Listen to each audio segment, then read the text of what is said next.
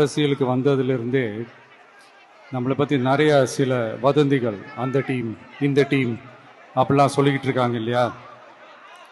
ஆனால் இவர் எந்த டீமும் கிடையாது, மக்களுடைய டீம்,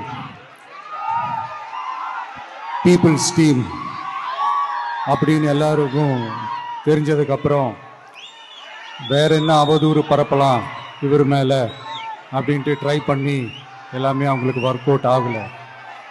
ஸோ கடைசியில் என்னதான் இந்த விஜயை பண்ணலாம் அப்படின்னு நினைக்கும் போது தான் இந்த கூட்டணி அந்த கூட்டணிலாம் சேர போகிறாரு அப்படின்ட்டு ஒரு பொய்யான ஒரு பிரச்சாரத்தை பண்ணிக்கிட்டு இருந்தாங்க.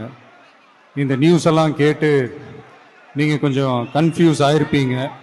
அதனால் இங்கே மறுபடியும் ஓப்பனாக தெளிவாக ஒரு விஷயத்தை நான் சொல்கிறேன். நாங்கள் எப்பவுமே மதச்சார்பற்ற கொள்கைன்றதில், அந்த ஸ்டாண்ட்லேயோ, மதச்சார்பற்ற சமூக நீதின்ற அந்த நிலைப்பாட்டிலேயோ எப்பவுமே சமரசம் வச்சுக்கவே மாட்டோம். நம்மளுடைய தலைமையில தான் ஆட்சி அப்படின்றதுல எப்பவுமே உறுதியா இருக்கிறோம். நம்மளுடைய முதல் மாநாட்டில் கூட நான் சொன்ன மாதிரி அரசியலில் யாருக்காகவும் எதுக்காகவும் எந்த விதமான ஒரு சமரசமும் நம்ம வச்சுக்க போறதே இல்லை. அந்த பேச்சுவார்த்தையே கிடையாது. சரிங்களா?